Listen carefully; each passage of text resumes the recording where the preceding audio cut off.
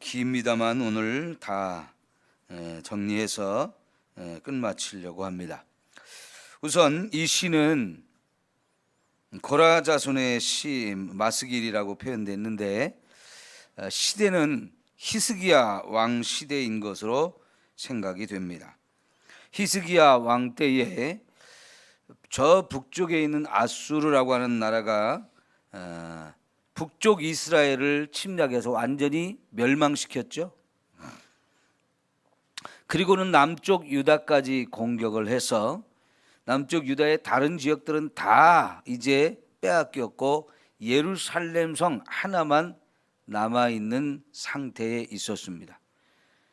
그리고 그 예루살렘을 완전히 점령하기 위해서 많은 군대를 1차 또 2차 이렇게 보내서 완전히 포위하고 이 예루살렘까지 점령을 할 위기를 받게 되었죠. 1차 침공 때는 애굽의 힘을 입어서 이걸 물리치려고 했어요. 그러자 이제 선지자가 이것이 참 잘못된 행위라고 책망을 하게 되자 2차 침공 때는 히스기야 왕이 정신을 바짝 차리고 하나님만 바라보면서 의지하고 그래서 결국 하나님이 이 나라를 지켜주고 그들을 공격하고 뺏어가려고 하던 북쪽 이스라엘 왕을 완전히 죽이고 그들이 완전히 멸망을 당하는 상황까지 가게 되거든요. 그때 상황에서 쓰여진 시라고 볼 수 있는데 이건 한마디로 말하면 국가의 대위기가 온 겁니다.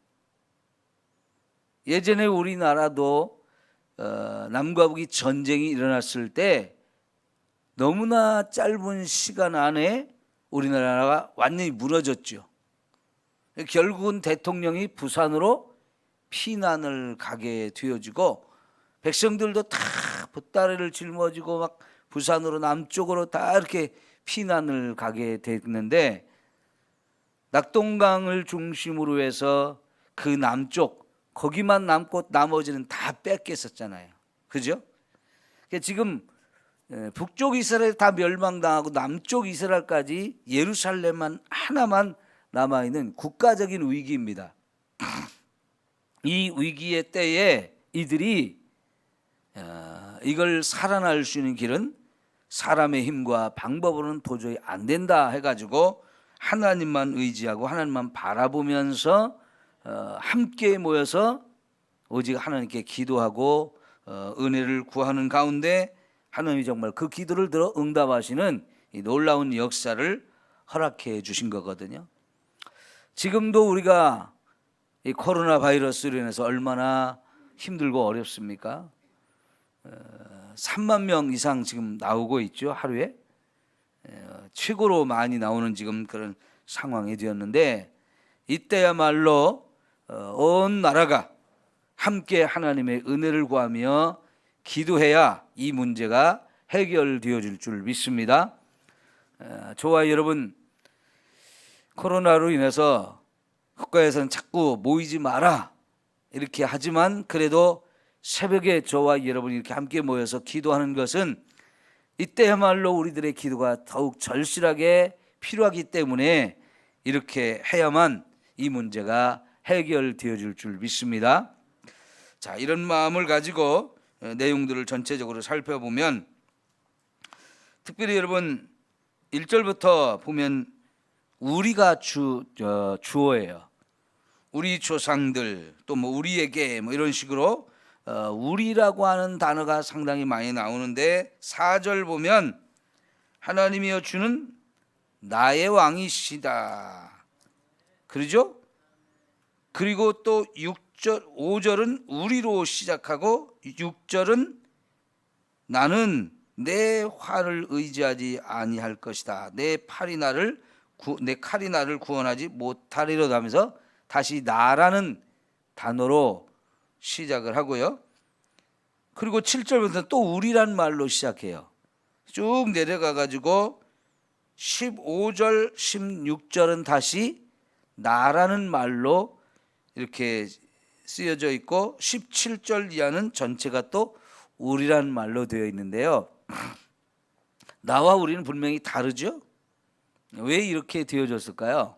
이건 뭐냐면요, 나라고 표현된 부분은 이게 이제 성가대에서 찬양을 하는데 히스기야 왕이 찬양을 굉장히 중요하게 여기고 이걸 찬양대를 정말 잘 이렇게 육성하고 운영하던 그런 왕이었는데 이 시편이 찬송가로 이렇게 불려지면서 나라고 표현된 부분은 왕이 독창을 하는 부분이고요.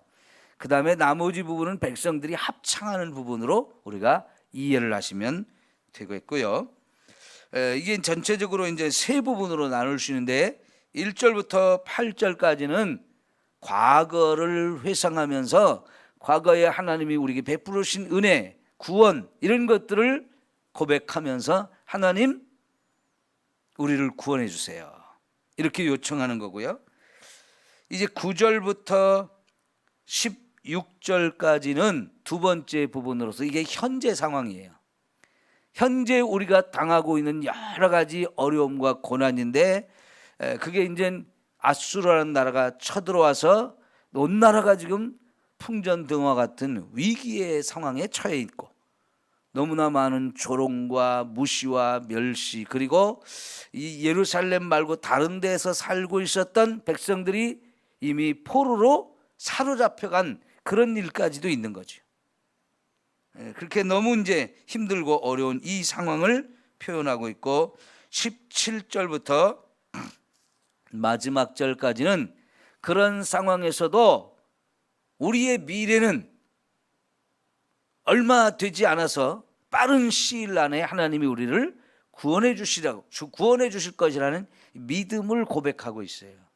이렇게 과거, 현재, 미래로 이렇게 세 부분으로 나누어서 전체적인 내용이 정리가 되었습니다. 자, 우선 1절을 잠깐 볼까요? 하나님이여 주께서 우리 조상들의 날 곧 옛날에 행하신 일을 그들이 우리에게 일러 주께 우리가 우리 귀로 일러줌에 우리가 우리 귀로 들었나이다 그랬어요.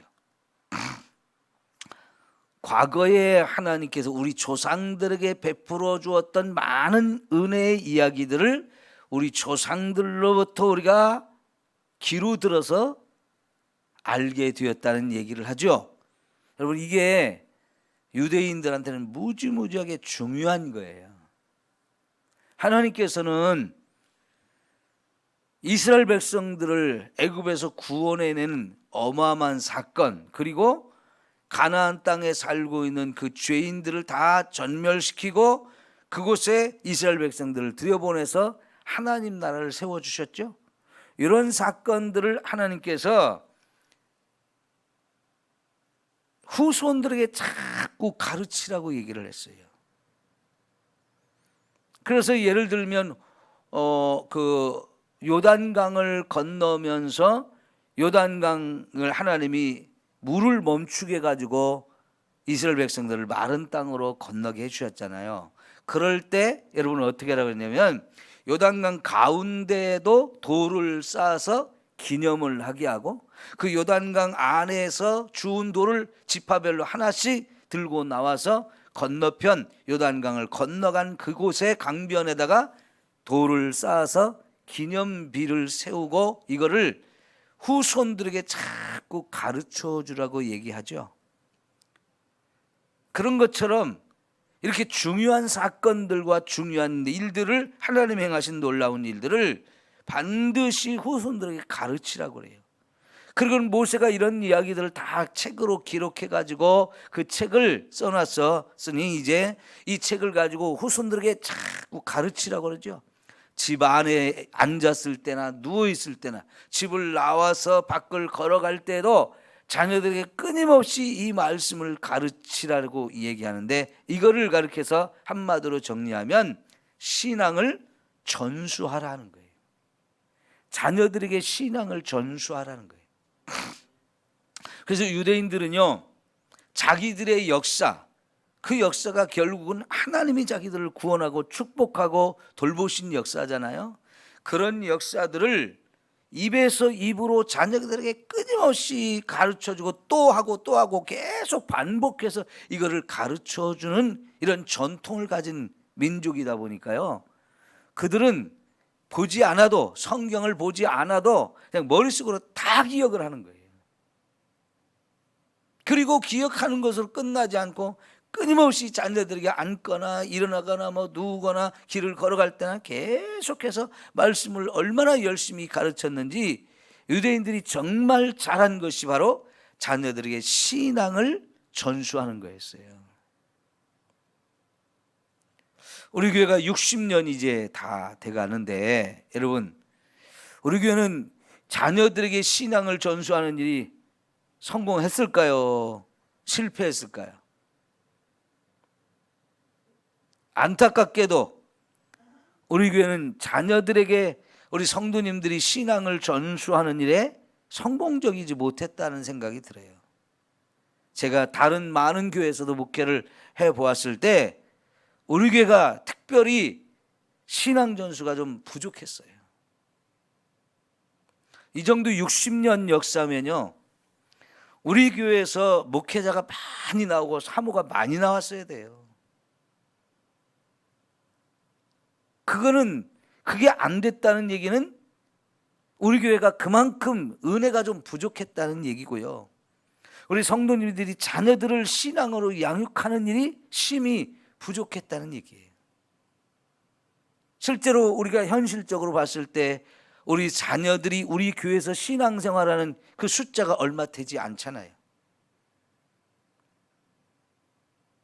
마을도 엄청 컸었고 교회 나오는 어린 아이들도, 자녀들도 굉장히 많았었다는 얘기는 우리가 듣지만, 실제적으로 지금까지 그걸 믿음으로 계속 살면서 교회 안에 함께 머물러서 부모의 대를 이어서 신앙생활하는 이 숫자가 너무 적다는 얘기는요, 그만큼 우리가 자녀들에게 신앙을 제대로 세워주지 못했다는 얘기가 돼요. 이런 부분에서 하나님 앞에 우리가 기도할 게 더 많습니다. 이제라도 저와 여러분이, 우리 자녀들이 다시 하나님 앞에 돌아 믿음을 되찾고 회복해서 신앙생활 열심히 하게 되기를 정말 저와 여러분이 기도를 많이 해야 돼요.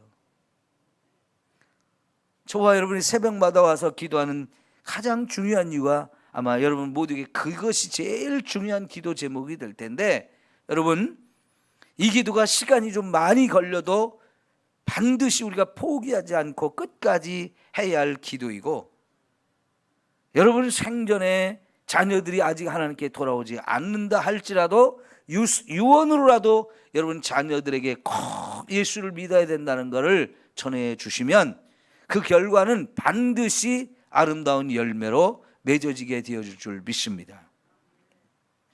자, 그런데 이제 자녀들이, 지금 후손들이 이 조상들로부터 전해진 이 하나님이 우리 민족을 사랑하고 구원하고 축복한 이야기들을 이렇게 되새기는 이유가 뭐냐면 지금 너무나 어렵기 때문인 거예요. 그러면서 그 하나님이 과거에도 은혜를 베풀어 주셨듯이 현재에도 우리에게 은혜를 베풀어 달라고 간절하게 하나님께 호소하는데, 여러분, 우선 3절을 보면 애굽에서 떠나서 가나안 땅에 들어가고 이렇게 할 때 그들이 자기 칼로 땅을 얻어 차지함이 아니다. 또 그들이 팔이 그들을 구원함도 아니라 오직 주의 오른손과 주의 팔과 주의 얼굴의 빛으로 하셨으니 그랬어요. 여러분, 애굽에서 나왔던 것도 가나안 땅을 점령했던 것도 다 우리의 힘으로 한 게 아니라는 거지. 우리 능력과 우리 열정이 이걸 만든 게 아니고 전적으로 하나부터 열까지 다 하나님이 주신 은혜와 힘과 능력으로 모든 것이 되어졌다라고 이야기를 하죠. 예, 이게 이제 과거를 돌아볼 때에 이스라엘 백성들이 얼마나 그런 일을 많이 경험했는지, 이거는 확실하게 그들에게 세워진 그런 믿음이죠. 자, 그러고 나서 이제 9절부터 이들이 얼마나 현재 고통을 당하고 있는지를 표현하는데 9절을 보면 그러나 이제는 그랬어요. 그러나 이제는 주께서 우리를 버려 욕을 당하게 하시고 우리 군대와 함께 나가지 아니하시나이다.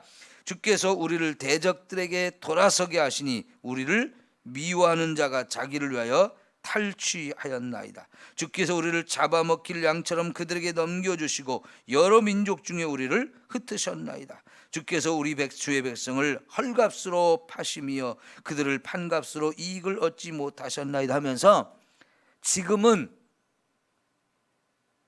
원수들에게 우리가 막 이 나라를 빼앗기고 짓밟히고 많은 사람들이 포로로 끌려가고 남아있는 사람은 조롱과 멸시를 당하고 있는 이 상황들.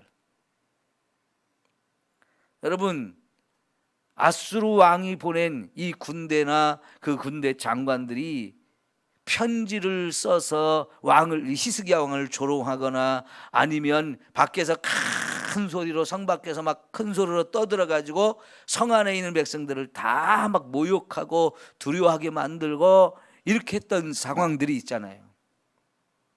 그들의 말 속에 하나님을 저주하고 하나님을 비난하고 욕하는 얘기가 얼마나 많았습니까?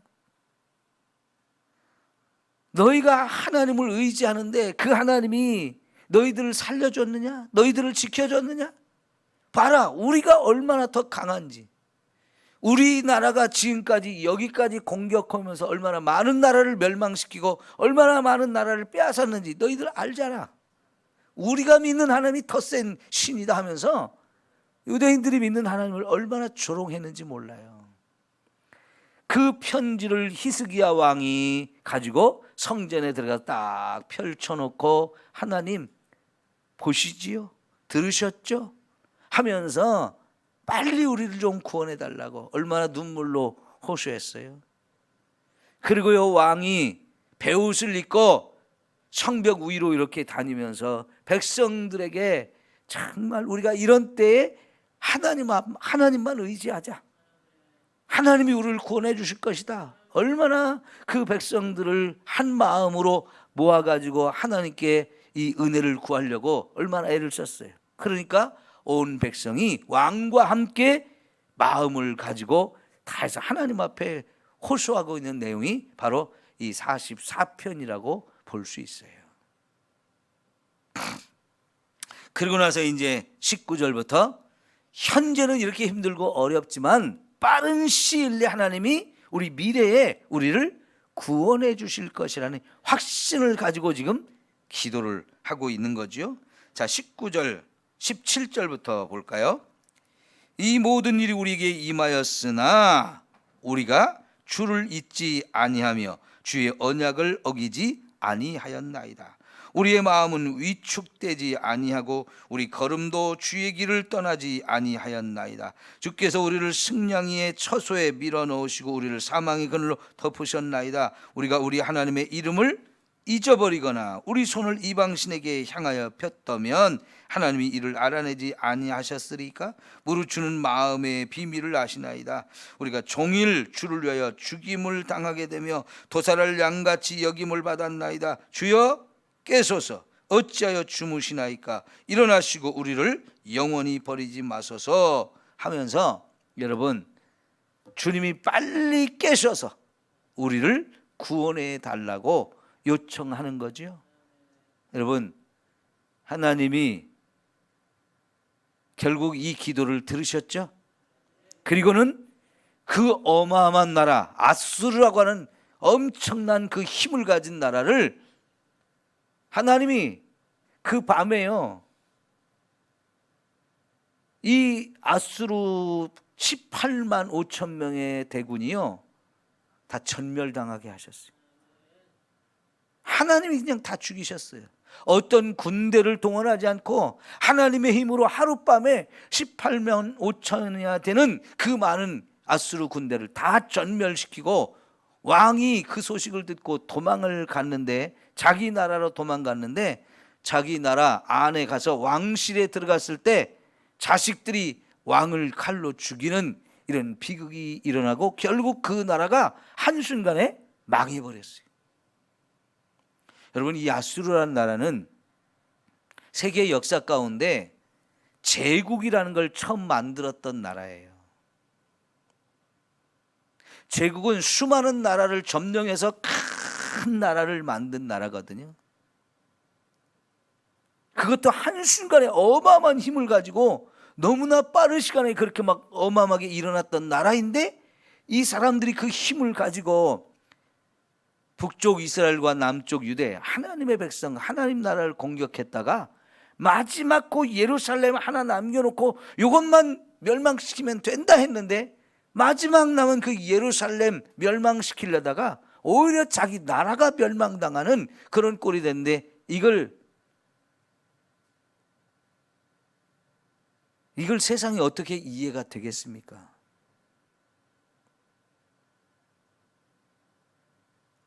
우리가 고래 싸움에 새우등 터진다는 말을 하고 있는데, 이거는 반대로요, 새우가 고래를 잡아먹은 꼴이 되는 거예요.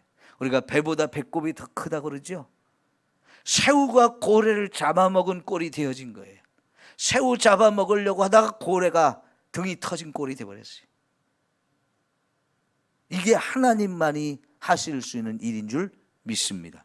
그러니까 아무리 절망적인 상황이 되었어도 우리가 하나님을 의지하고 하나님을 바라보면 하나님은 모든 상황을 완전히 역전시켜서 하나님의 살아계심과 하나님의 구원의 능력을 저와 여러분에게 나타내 보이실 줄 믿습니다. 여러분, 그래서 우리가 믿음을 갖고 사는 게 너무너무 귀한 일이고 중요한 거예요. 세상은 이제 완전히 다 끝났다, 이제 끝이야 라고 말할 때, 오히려 그때 하나님은 그동안 잠잠하고 계시고 그동안은 떠나 계신 것 같던 하나님이 한순간에 상황을 뒤집어 엎어버리시고 하나님의 자녀들을 세워주시는 이 놀라운 일을 우리는 얼마든지 보고 경험할 수 있다는 것이고요. 이런 일이 저와 여러분의 삶 속에 가능하다는 거예요. 그게 전능하신 하나님의 능력이고 손길인 거지요. 그 하나님 믿기를 얼마나 잘하셨어요. 그죠? 하나님이 나의 왕이시고 내 편이 되어주시는 거지. 기도합니다.